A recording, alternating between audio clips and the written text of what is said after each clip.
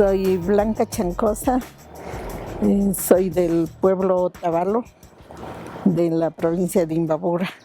Soy miembro cofundadora de la Confederación de Nacionalidades Indígenas, la CONAIE.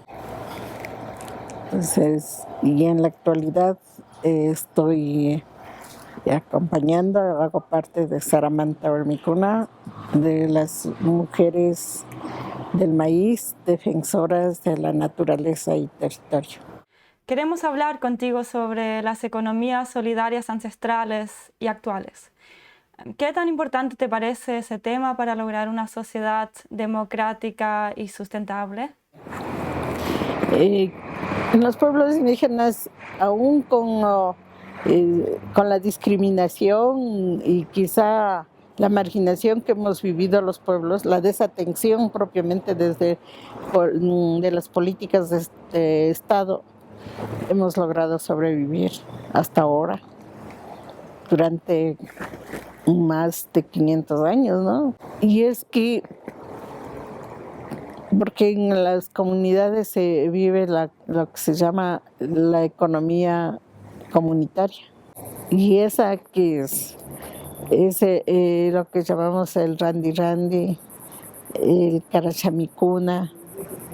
El Randi Randi es mutuo, ¿no? Y el Carachamicuna es hacer solidaridad, brindar las primeras cosechas durante todo el año, durante lo que hay.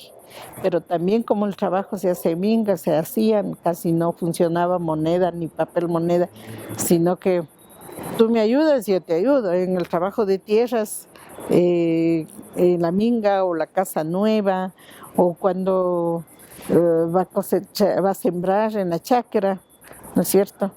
Entonces en la chacra se siembra y no es que tampoco solo viene a sembrar por el diario, sino que hay la comida y al mismo tiempo lo que queda de las semillas se le da también, se va llevando un poco, o sea para semillas, sea para comer, se comparte.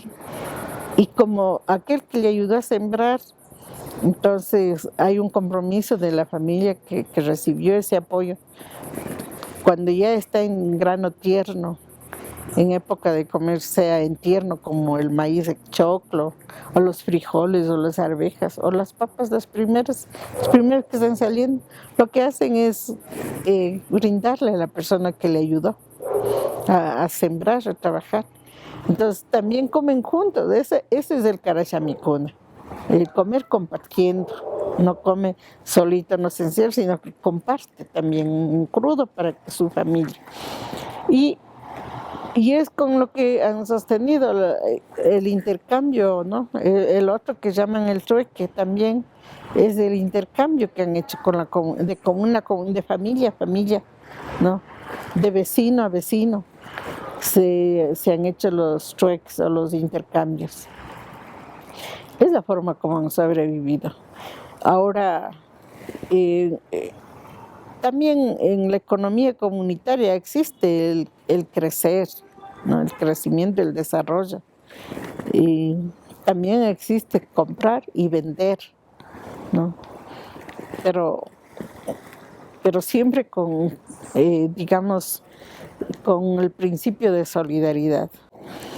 Hoy en día podemos mirar por las mismas condiciones de la realidad actual, sí también se han visto forzados a seguir esto de la economía de mercado. Y la economía del mercado, bueno, es también para complementar, digamos, gastos educativos, gastos personales, porque, claro, en el bus no puedes llevar su maíz, no puedes llevar algo para decirte por el pasaje, te pagas, o sea, toca pagar.